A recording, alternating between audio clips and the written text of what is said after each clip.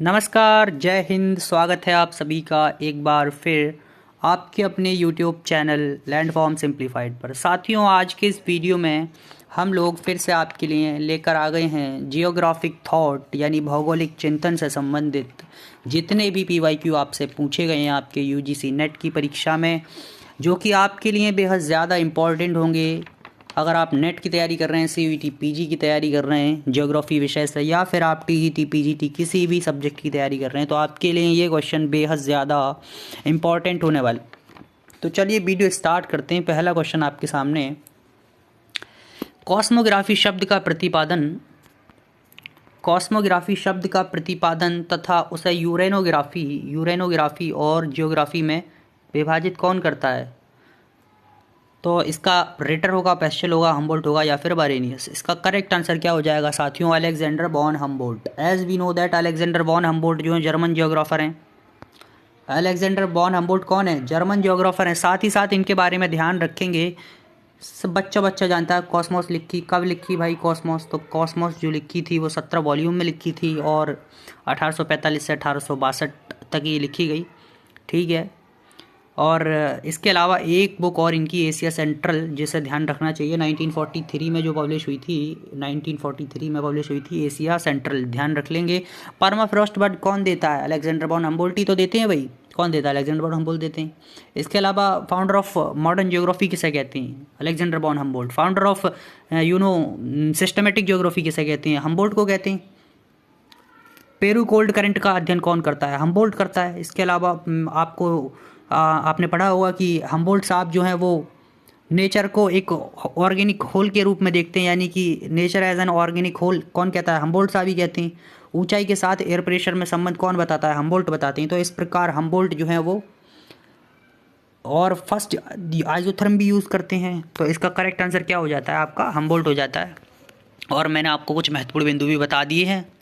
अगला क्वेश्चन देखते हैं, निम्नलिखित में से किस विद्वान ने भूगोल को सामान्य बनाम विशेष भूगोल के रूप में विभाजित कर दिया? तो कौन ऐसा महाशय थे, कौन ऐसे महोदय थे जिन्होंने भूगोल को दो पार्ट में विभाजित कर दिया, सामान्य और विशेष?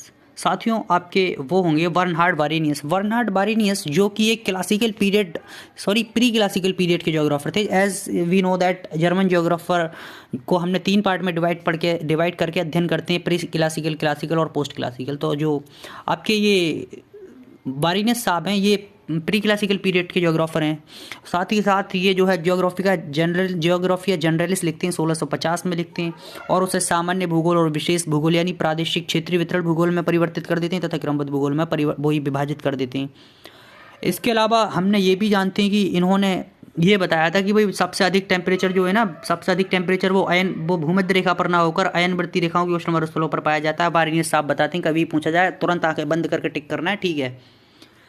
तो इस प्रकार सही आंसर हो जाएगा बारेनियस। अगले क्वेश्चन की तरफ बढ़ते हैं, निम्न में से कौन सा युग्म सही सुमेलित है? बुक के राइटर दे रखे हैं और साथ ही साथ उनकी बुक्स दे रखी हैं। ठीक है। पहला क्वेश्चन है अल मसूदी रूट्स एंड रियल्स। ठीक है, देखते हैं। अल बल्खी किताब अल अशकल, अल बरूनी किताब अल हिंद, इब्न खालदून मुकदमा, अरब जियोग्राफर तथा उनकी पुस्तकों दे रखी हैं। भाई अल मसूदी की ये पुस्तक नहीं है, क्योंकि रूट्स एंड रियल्स किसकी है? रूट्स एंड रियल्स इब्न हौकल की है। सब जानते हैं कि इब्न हौकल ने रूट्स एंड रियल्स लिखी थी। इसके अलावा अल बल्खी की किताब अल अशकल है, बिल्कुल है भाई। वर्ल्ड का फर्स्ट क्लाइमेटिक एटलस भी है अल किताब अल अशकल, जिसे जो है अल बाल्खी साहब किताब अल अशकल बुक के रूप में पब्लिश करते हैं। इसके अलावा अल बरूनी की पुस्तक किताब अल हिंद है, बिल्कुल है भाई। किताब अल हिंद, राशिक अल हिंद, अल कुनैन, रिसाला, और इसके अलावा अल बरूनी जो है अल मसूदी की पुस्तक भी लिखते हैं। अगर पूछे ना कि अल मसूदी किसकी है, तो अल मसूदी नहीं लगाना है, बल्कि अल मसूदी पुस्तक जो है वो कौन लिखता है? अल बरूनी साहब लिखते हैं। तो इस प्रकार जो है अल बरूनी साहब का भी अध्ययन हो गया। इब्न खालदून की मुकदमा सब जानते हैं भैया।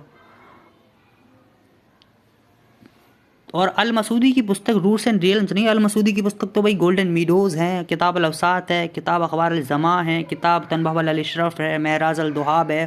साथ ही साथ एक सोन की चरागाह पुस्तक लिखी थी, कितनी प्यारी पुस्तक, नाम कितना प्यारा एकदम। ठीक है। तो इस प्रकार जो है सही आंसर कौन सा हो जाएगा आपका? ऑप्शन नंबर ए हो जाएगा, क्योंकि ये गलत मेल करा गया है। रूट्स एंड रियल्स इब्न हॉकल साहब की है। ठीक है।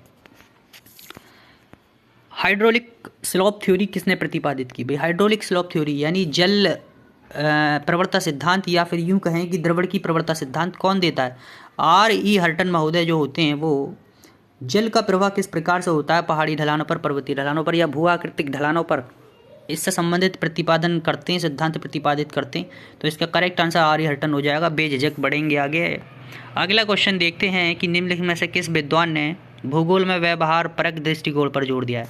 तो भाई व्यवहार परक या बिहेवियरल अप्रोच पर जोर कौन देता है? तो सब जानते हैं भाई, विलियम किर्क और वॉलपर्ट महोदय। विलियम किर्क जो है इसको बढ़ाने का शुरुआत करने का कार्य करते हैं, परंतु जो वॉलपर्ट हैं वो उसको और व्यापकता प्रदान करती हैं। तो इस प्रकार ऑप्शन नंबर क्या हो जाएगा? बी आपका राइट हो जाएगा। अगला क्वेश्चन है संभाव्यतावाद यानी पॉसिबिलिज्म का विचार सर्वप्रथम किस विचारधारा के पंथ ने दिया? वही पॉसिबिलिज्म या संभाव्यतावाद जो है वो कौन देता है? पॉसिबिलिज्म या संभाव्यतावाद देते हैं आपके French geographer Paul Vidal de la Blache. इसको एक व्यापक रूप प्रदान करते हैं, इसका डेवलपमेंट करते हैं। इसके अलावा लुइस फैब्री ने पॉसिबिलिज्म शब्द दिया था। एक लुइस फैब्री साहब के बारे में ये बात जरूर ध्यान रखेंगे कि, और पॉल विडाल डी लाविलास का तो कहने क्या भाई, founder of human geography in France, और एज वेल एज इन्होंने पुस्तक लिखी थी प्रिंसिपल ऑफ ह्यूमन जियोग्राफी। ठीक है, पॉसिबिलिज्म का डेवलपमेंट करते हैं, बता ही चुका हूँ। इसके अलावा टेरेस्ट्रियल यूनिटी का कॉन्सेप्ट देते हैं, पार्थिव एकता का। ठीक है, अगला क्वेश्चन देखते हैं। रहन सहन के भिन्न तरीकों और भिन्न संस्कृति के लोगों के लिए एक ही पर्यावरण भिन्न अर्थ रखता है। ये कथन जो है भैया कौन सी संकल्पना में से संबंधित है? प्रायिकतावाद, निश्चयवाद, संभाव्यतावाद, स्टॉप एंड गो निश्चयवाद। आंखें बंद करके ऑप्शन नंबर सी लगा देंगे, संभाव्यतावाद। अगला क्वेश्चन नंबर 8, समस्त भूगोलीय प्रगति का मुख्य विचारधारा पार्थिव एकता का यानी टेरेस्ट्रियल यूनिटी है। ये भैया कथन कौन दे सकते हैं? ये पॉल विडाल डी लाविलास महोदय। पॉल विडाल डी लाविलास एकदम आराम से आंसर लगाएंगे। ठीक है, अगला क्वेश्चन, भूगोल के भाव और उद्देश्य में आमूलचूल परिवर्तन के लिए कौन सा परिप्रेक्ष्य जिम्मेदार है? संरचनावाद, उत्तराधुनिकतावाद, मानवतावाद, परिमाणीकरण यानी कि स्ट्रक्चरलिज्म, पोस्ट मॉडर्निज्म, ह्यूमनिज्म या फिर क्वांटिटेटिव रिवॉल्यूशन। ठीक है, तो ऐसा परिमाणीकरण को क्वांटिटेटिव रिवॉल्यूशन या मात्रात्मक क्रांति भी कहते हैं। और बर्टन नाम के एक महोदय हुए, बर्टन ने जो मात्रात्मक क्रांति है उसे भूगोल के भाव और उद्देश्य में आमूलचूल परिवर्तन या रूपांतर के रूप में परिभाषित किया था। तो साथियों आप समझिए होंगे, ऑप्शन नंबर डी हो जाएगा यहाँ पर करेक्ट। अगले क्वेश्चन की तरफ बढ़ते हैं। पॉजिटिविज्म का दर्शन निम्नलिखित में किस में विश्वास नहीं करता? भाई पॉजिटिविज्म जो प्रत्यक्षवादी हैं वो किस में विश्वास नहीं करते? अनुमान, वस्तुपरकता, तथ्य या सत्य। तो साथियों जो पॉजिटिविस्ट हैं जो या फिर प्रत्यक्षवादी हैं, प्रत्यक्षवादी जो है वो आपके अनुमान, वस्तुपरकता, तथ्य, सत्य में विश्वास नहीं करते। इसका सही आंसर आपका अनुमान हो जाएगा, क्योंकि जो पॉजिटिविज्म में है ना प्रत्यक्षवादी, ये जो है प्रत्यक्ष चीज़ों को एक तरीके से वरीयता देते हैं, सत्य को वरीयता देते हैं, तथ्य को वरीयता देते हैं।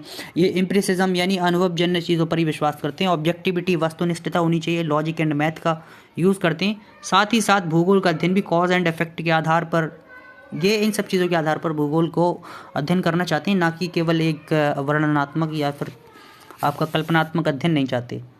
तो सही हो जाएगा आपका अनुमान। और पॉजिटिविज्म अगस्त कॉम्टे का नाम ध्यान रखेंगे, जोड़ा हुआ है पॉजिटिविज्म से। ठीक है, चलिए अगले क्वेश्चन की तरफ बढ़ते हैं। भूगोल में मानवतावादी विचारधारा यानी ह्यूमनिस्टिक जियोग्राफी के प्रतिपादक कौन है? भैया बाई-एफ तोआन का नाम सबने सुना होगा। बाई-एफ तोआन महोदय ये जो है भूगोल में मानवतावादी विचारधारा या मानववाद को प्रतिपादित करते हैं। ठीक है, अगला क्वेश्चन है, एक रूपतावाद का सिद्धांत यानी थ्योरी ऑफ यूनिफॉर्मिटेरियनिज्म का सिद्धांत भैया कौन देता है? हैटन, हटिंगटन, जेम्स हटन। तो जेम्स हटन महोदय हुए थ्योरी ऑफ यूनिफॉर्मिटेरियनिज्म देने वाले महोदय। ठीक है, नेक्स्ट क्वेश्चन की तरफ बढ़ते हैं। किसने यह परिकलित किया था कि भैया पृथ्वी की परिधि जो है, पृथ्वी की परिधि जो है सरकमफ्रेंस है पृथ्वी का, वो 25,000 माइल है या 25,000 माइल है? कौन कहता है? थेल्स, पोसिडोनियस, हिप्पार्कस या फिर एराटोस्थनीज। तो एराटोस्थनीज महोदय पहले भूगोलवेत्ता थे जिन्होंने पृथ्वी की परिधि मापी थी और इन्होंने 25,000 माइल बताई थी। ये भी बात ध्यान हम रखती हैं। हिप्पार्कस महोदय को सब जानते हैं भैया, एस्ट्रोलैब का आविष्कार करते हैं। इसके अलावा हिप्पार्कस महोदय जो है वो सर्कल को 360 डिग्री में डिवाइड करते हैं फर्स्टली, पहली बार मतलब। ठीक है, और एराटोस्थनीज महोदय ने साथ ही साथ पता है इक्वेटर की दूरी भी माप ली थी। उस टाइम पे कंपास वम्पास भी नहीं था उनके पास, उस टाइम पे उनके पास ना कोई फीता था, तो फिर भी देखो दूरी कैसे मापी। Father of geodesy, founder of systematic geography इनको कहती हैं। और एराटोस्थनीज को जनक भी कहते हैं भूगोल का, क्योंकि ये बच्चा भी जानता है कि भाई जो भूगोल शब्द है या ज्योग्राफिया से उत्पन्न हुआ, और ज्योग्राफिया शब्द किसने दिया था? एराटोस्थनीज ने दिया था। किसने कहा कि भाई भूगोल वह विज्ञान है जो मानचित्रण की कला से संबंधित है? यानी कि यहाँ पर टॉलमी के बारे में बात कर रहे हैं कि टॉलमी नहीं बोला था कि जो geography is a science which deal with the art of map making, यही बात करता है ना टॉलमी। तो ऑप्शन नंबर क्या हो जाएगा आपका? बी राइट हो जाएगा। टॉलमी भाई राइट हो जाएंगे। टॉलमी ही एक पुस्तक लिखते हैं, आल्मागेस्ट, ध्यान रख लेंगे। राज्य का जैव सिद्धांत किस विद्वान द्वारा प्रतिपादित किया गया? वोमैन, हाउसेफर, मैकिंडर या फिर रेटजेल? तो ये राज्य का जैव सिद्धांत या फिर लेवेंसरम की theory, state as an organism कौन कहता है भाई? स्टेट को एज एन ऑर्गेनिज्म कौन देखता है? फ्रेडरिक रेटजेल देखते हैं। फ्रेडरिक रेटजेल आपका ऑप्शन में दे रखा है, फ्रेडरिक रेटजेल बिल्कुल दे रखा है। तो ऑप्शन नंबर क्या हो जाएगा? ऑप्शन नंबर डी हो जाएगा। ऑप्शन नंबर डी हो जाएगा राइट। एक मिनट रुकें, सही से लगाता हूँ, लास्ट ऑप्शन है ऑप्शन नंबर डी, रेटजेल।